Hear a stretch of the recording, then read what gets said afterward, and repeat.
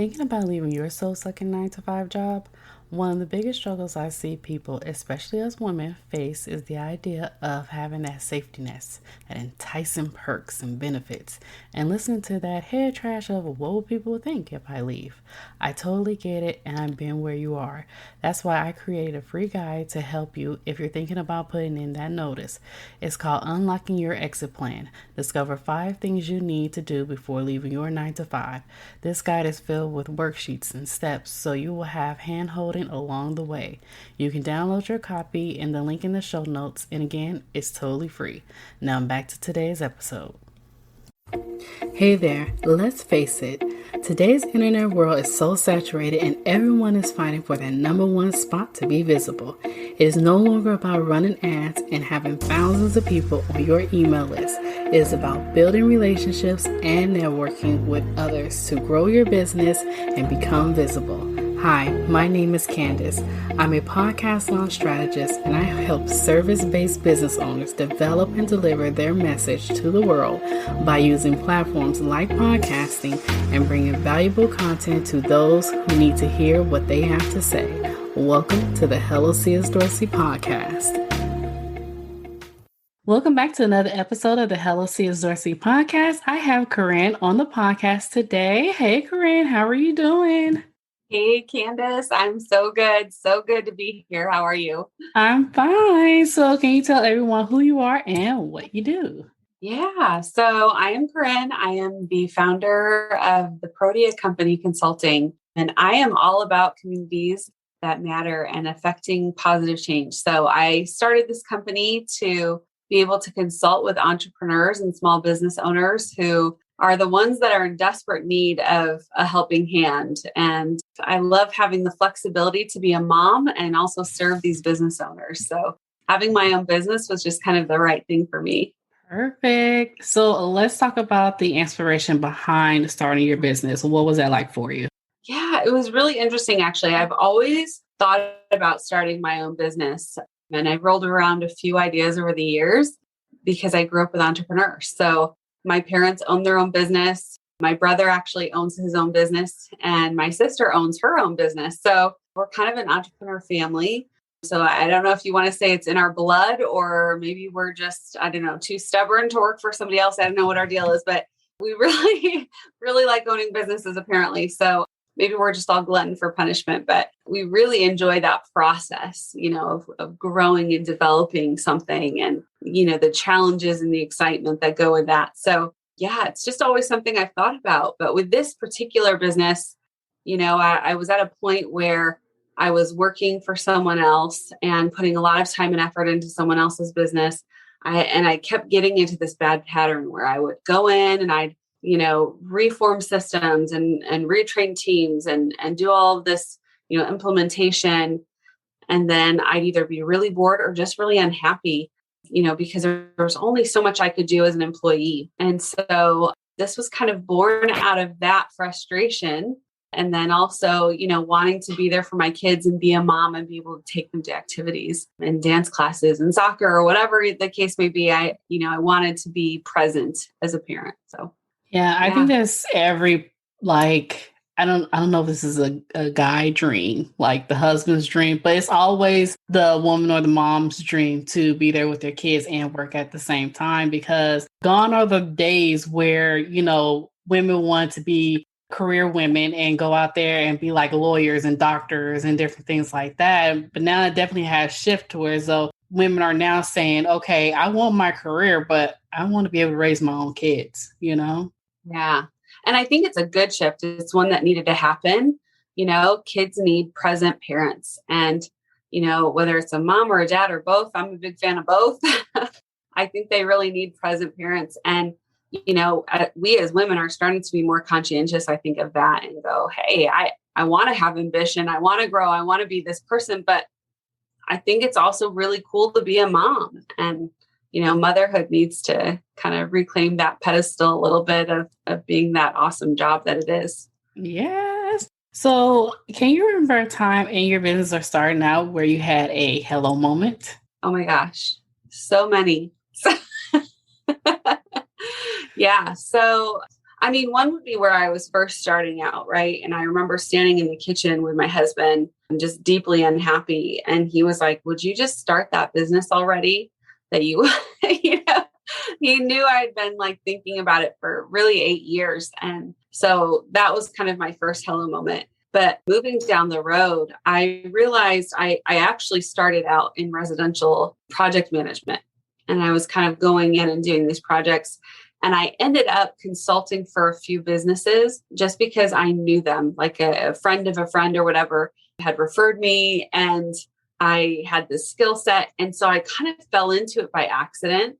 And I remember one day I was just inundated with work with these small business clients, right? That I had accidentally taken on because I just truly wanted to help them. And I woke up and I was like, what am I doing? I'm about to walk out the door to go to a project, where it's become minimal payoff for me emotionally, right? It had become so much work and effort to manage these projects and do what I was doing. And I really enjoyed doing this other work that I was doing that was just so close to home and gave me the power to change things for these business owners in a way that my parents couldn't back in the day. They didn't know how to make some of these changes. And that's where I learned a lot of what I learned. And so I think that was my big hello moment, was going, hey, wait a minute, I can do this. I can help these business owners in a big way and change a lot of families' lives in the process. That's really good that you identified that early on because, people like myself included, it takes kind of like a while for us to like figure out our it thing. And sometimes they say, what comes easy to people, what may come easy to you is kind of hard for other people. But it's hard for us to actually say, well, can I actually do that? Like offer that as a service, because it's so hard for us to even like put that in our mind, like, oh, but that's so easy. Can I like offer that, as a service? Or it's just, yeah. So it's really good that you actually caught that early on, because it's some people that have gifts that's still looking for it, And nail on the head right there. I think too many of us, it's really a confidence issue. We go, can I really do this? But we don't realize that we have these innate gifts within us. So that's number one. Like, we are born as individuals. We have innate gifts within us. But then number two is we develop skills over time. And because our life experiences are so varying, everyone's going to have different skills and different perspective to bring to the table. And I think we underestimate the power of that so much. So I think you hit the nail on the head right there. Especially as women who are stepping into this kind of entrepreneurial environment and then, trying to keep one foot in motherhood, it feels like we just go like, well, I guess I'm just a mom, and we downplay that and downgrade that so much when it's like, wait a minute, I have this vast amount of experience. I can take advantage of that and do something with that. Definitely. Yes, that is so good. So let's talk about protecting your time and resources. Can you talk a little bit more about that? Oh, girl, I could talk about this for weeks. I won't, but I could. I love that. This is one of my favorite topics. I'm actually really glad that we decided to talk about this tonight, because so often when I talk to women who are trying to run a business, trying to be a mom, trying to do all the things, even if they don't have kids at home, we as women just innately, we like take on so many things. I think in part because we're such compassionate, nurturing souls. We just like take everything on and we're like, I got to do it all. I got to do it all. And one of the number one things I always hear from women, especially women starting businesses, is I'm just so busy. And really busy is just code for I don't know how to prioritize my time. And so, when it comes to protecting our time and resources, it's something we really need to learn how to do. And it is a learned skill. The most successful people you'll ever meet, it's not like they just woke up one day and knew how to protect their time and they knew how to build a team or have all these resources in front of them. They had to build from the ground up too. And 99% of the time, they didn't get lucky. They did it with habits. They did it by forming really healthy habits. And a lot of those habits, if you study them, are built around time. So that's why I love this. I actually have a favorite quote I wanted to share with you. It's from a lady named Margarita Tartakovsky, and it is she's actually quoted in the book, The One Thing by Gary Keller and Jay Papasan. They're fantastic. I'm a huge fan of theirs. So if you ever follow me on Instagram, I will always be tagging Gary and Jay. But she says this, Margarita says, productivity isn't about being a workhorse, keeping busy, or burning the midnight oil. It's more about priorities, planning, and fiercely protecting your time. And I love that word fiercely. It lets us know how important it is. But one of the things that we can do to protect that time is to set healthy boundaries. And so I have 4 C's for you today, Candace. Let's do this. Because you know me, I always have like steps or, I don't know, letters, something involved. Yeah. So I have 4 C's for you today. You ready? Go ahead. All right. The first one is communicate honestly and thoughtfully. When, being married teaches you a lot, but also just interacting with employees and coworkers and teams teaches you a lot. And I think one of the best things we can always do is communicate not only honestly, but thoughtfully as well. If I go to my husband and I say, I really have this bunch of work I need to get done.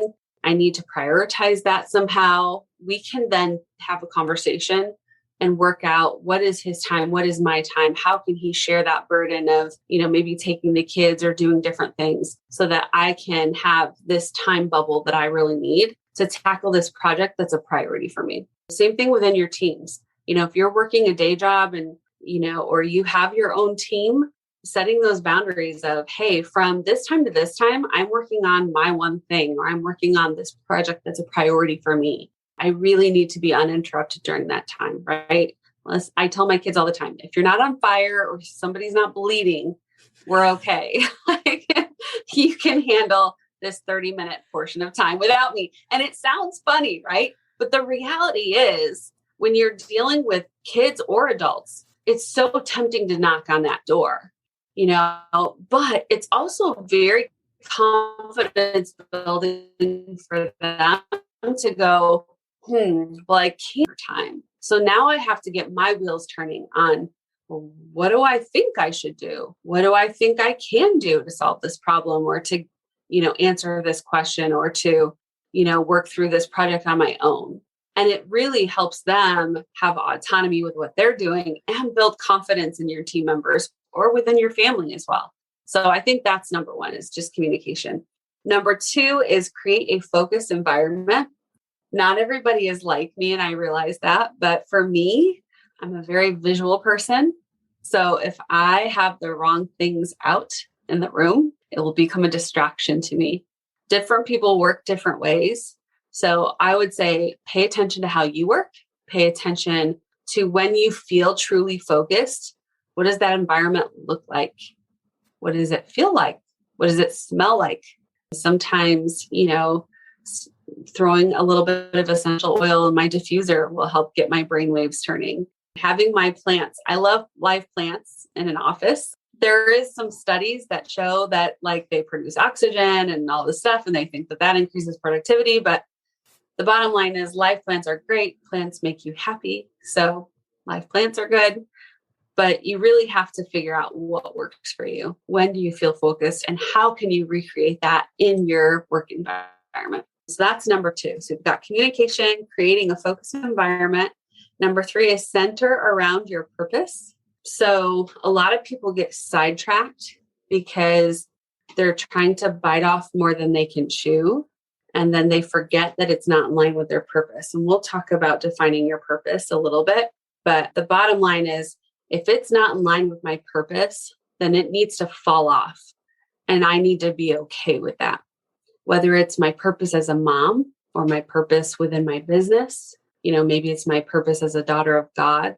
But if it doesn't fall in line with one of those 3 for me, then it's got to go. And so I think that's one of those other keys is, really asking yourselves those hard questions. I loved being involved in my kids' school and serving on the PTO. At the end of the day, I wasn't able to give that time continuously year after year, right? and still accomplish what I needed to accomplish within my business. And so one of my key phrases for people is, I love that you're asking me, and I feel so honored that you would want me to be a part of this. However, it's just not in line with my priorities right now. And so I need to say no.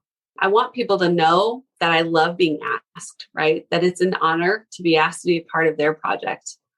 But again, if it's not in line with my priorities, then sometimes I have to say no, because otherwise, if I'm saying yes, that means I'm saying no to something else that I don't even realize.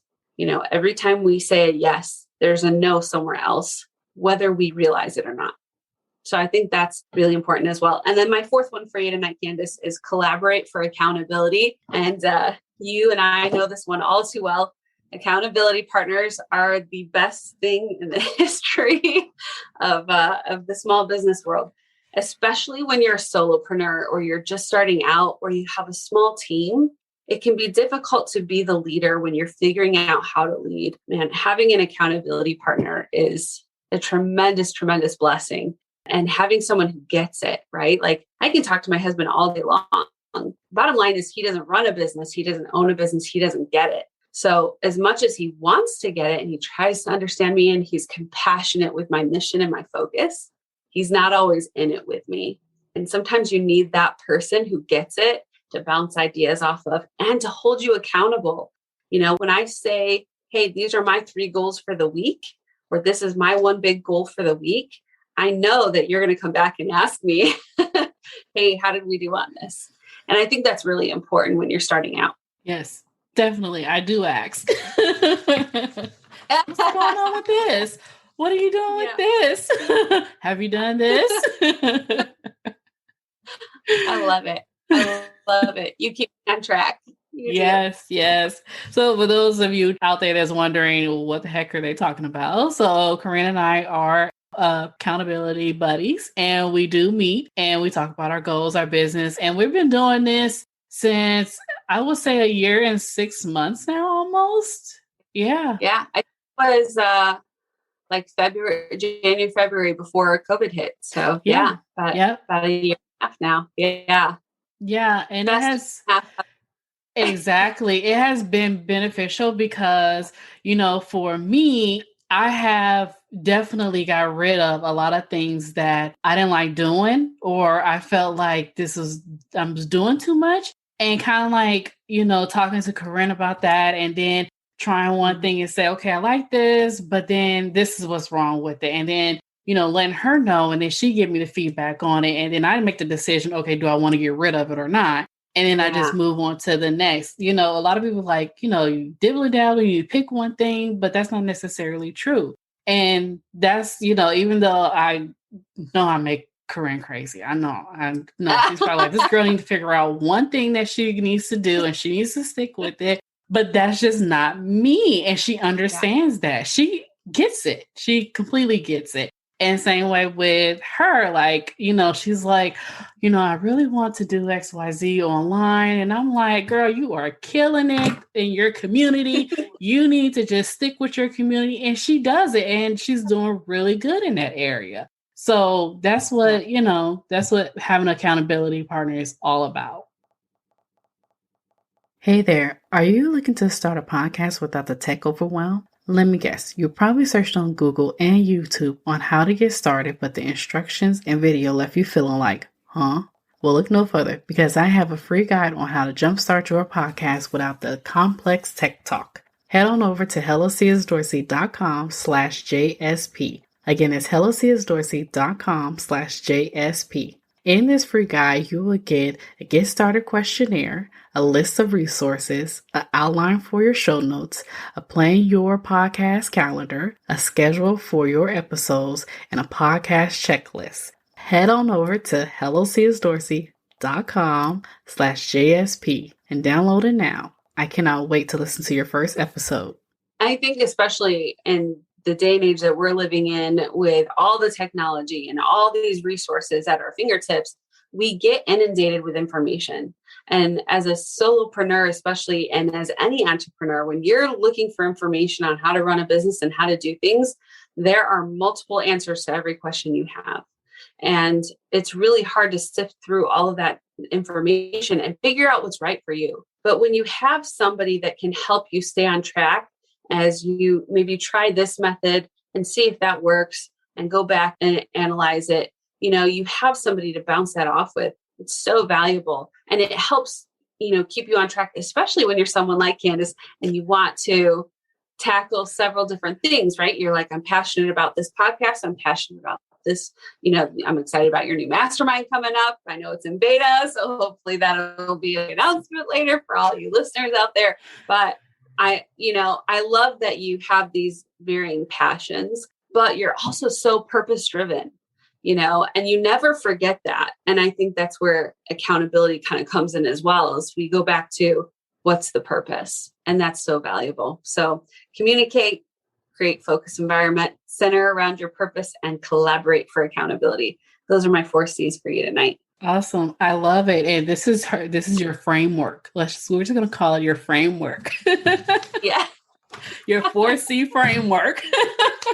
4C framework. And literally I've taught workshops on this, like 45-minute long workshops, and done a couple of classes where we met a few times on this, but literally I could teach this stuff for days. You can just go through the layers of it, right? Like you go a little deeper. I love this stuff. And as you go deeper on it, you grow each time. So, I think it's important for people to realize that as you define your purpose and your priorities and work through those steps, that it opens this door for you, right? Because, so often we think, okay, well, I've got to do all this stuff in order to create a habit, in order to, create this process under which I can live my life. But it really is about just adding a small layer here, similar to diet and exercise, right? You're not going to run a marathon tomorrow. You have to start with a mile. Yeah. And same thing with your diet. They've done studies that have shown when people do big diets, it doesn't work. But when you make one simple lifestyle change, right? Like instead of always having fries with my burger, I'm going to order a side salad. That works better because it creates a habit and a lifestyle change. And it's a similar process with protecting your time. I need to focus in on my purpose. Then I can figure out what my priorities are. Right? That's the next layer. Figuring out my priorities is the next layer. Then after I know my priorities, I can go, what are my yeses? What are my nos? What do I need to delegate? What maybe needs to fall off of that list? What doesn't fit? And then I can map it out and create habits around those priorities. Time blocking, all these different methodologies. There's so many different ways to manage your time out there, and Google it, Pinterest it up all day long. It's great. I love charts. There's so many resources out there. But I think the bottom line is creating enough structure for yourself where you have a system by which to make your decisions, right? So when things pop up that are unexpected, you know what to say yes to and what to say no to. And then that allows you to have flexibility, right? So, being able to step away from things and have a moment with my kid during the day, that's important to me as a mom. But I also know I can't step away for every distraction or every, quote unquote need that my child has, because they think everything's a need right now. And so, it's being able to make those decisions and balance that time better and then communicate that over. My kids are 9 and 10, but I'm not kidding you. We've been having these conversations since they were probably 5 and 6 years old. And they, one of the biggest things I've told them is, they would do the classic mom's on the phone. So I'm going to interrupt her right now. And that can be difficult when you're trying to call clients and talk to people and start a business, right? And so I would always tell them, mom's on the phone right now. Give me a few minutes and then I can give you my full attention because I love you so much, and I think it's important to let people know, A, this is how I feel about you. B, this is why I can't give you my full attention right now. And C, it's important to give you my full attention. That's important to me. I don't want to be someone that's half on the phone, half with the kid. I want to be someone who can turn around and give you my full focus, but I can't do that until I'm off the phone. And even at 5 and 6 years old, they got it. So then I'm going, well, if they can get it, surely the adults in the room can get it, right? I think we just underestimate people. And we get so afraid of hurting their feelings, or of, stripping away confidence, that we don't have those clear conversations. And that's really where it starts. Yeah, I agree. I don't have any kids, but I have a mom and I live with her. And sometimes I have to tell her, Awesome. like, hey, it's my podcast week. I start telling her in the beginning of the week, hey, it's going to be a busy week, my podcast week. And, she's cool with it. Like if she wants to, go get a sandwich or go to the store or whatever. And, I just like, hey, it's my podcast week. I can't do it. I started doing that now because it was getting to the point where I wasn't telling her it was my podcast week, my batch week that I do it. Or I have like a call, or it's my pod meetings, or whatever. And then she'd be like, she'd give me the upset face. I'm doing the face, everyone, but Carin, she's laughing at me right now. I love it. She'll give me the upset face, and then I was like, okay, I need to start telling her in the beginning of the week. So it's the same thing. It's the same thing, whether if it's a child or an adult, you kind of communicate and let them know, hey, this is what's going on this week. And then after this time, then XYZ, we can, take over the world if you want to. But right now I'm having my pod week. Yeah. And it's setting that expectation ahead of time, right? So Yes. now if your mom's feeling disappointed and like you don't want to spend time with her, she just understands like, oh, Candace already set this expectation. I know she's busy this week. We'll spend time together next. And she knows that that's going to come later. Yeah. And, then we make that time. I think it's sometimes we, because we try and hyper focus on one thing or the other, it's like, okay, when I'm focused on my family, my business gets let go of. And then I feel guilty about that. When I focus on my business, my relationship with my kids gets let go of. And then I feel guilty about that. And we're just constantly cycling through guilt and shame, right? Because it's like, we can't be all things to all people all the time. Well, we're not supposed to be all things to all people all the time, And I love this quote from Jordan Lee Dooley, and I hope I don't butcher it, but she says, we can be so small-minded sometimes, focusing only on making it through the door in front of us instead of opening the door of our hearts to see what God has for us. And I love that. I think that when it comes to our time, that's what we do. We're just on the hamster wheel and we're running as fast as we can. We don't even see that there's an open door, and we miss it because we're trying to do all the things and be all the things. When the reality is, all I really need to be today is me. And if I'm sticking with that and I'm leaning into my purpose, whether again, it's my purpose with God or my purpose as a mom or my purpose within my business and my mission within my business, I can lean into that and I can make time for that. I love it. I love it. We can talk about, just talk this all day, just, because that's what we do. We talk all day. Yeah. About the purpose of this podcast. Yeah. So any last minute advice you have for our listeners out there? Yeah. I would say, especially if you're starting out or you're new to business, really looking at your time as a resource and then also your money as a resource. Changing that mindset is so key, to look at what you have in front of you and realize that, there are unintended consequences of your decisions. If I go out and splurge on this tomorrow, maybe I don't have the money to do the marketing I wanted to do. Or if I, go ahead and spend all my time in one area, I might be letting something else fall behind.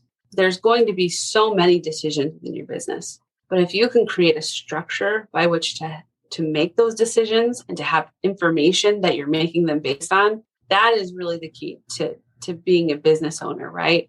Not just making decisions based on your gut, which I love gut. I believe big in intuition, but to really be able to gather data, and really focus in and ask yourself those hard questions.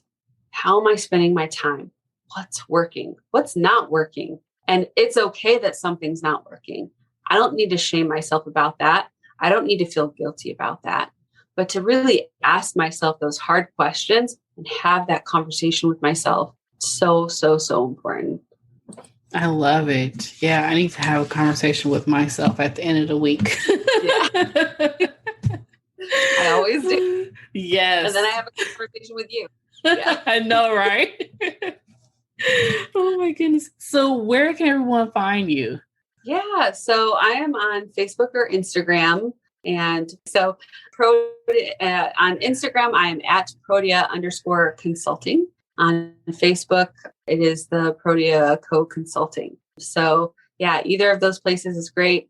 You can also look me up personally on Facebook under Carin Young. I still have my maiden name and my married name in there for anybody that gets confused because so many people know me as Fisher. So I keep them both around for convenience. But yeah, any of those places are fine. Send me a message. I do actually check my messages pretty regularly because I prioritize my time. I don't check them every day, but I check them about every third day. So anybody can feel free to message me there.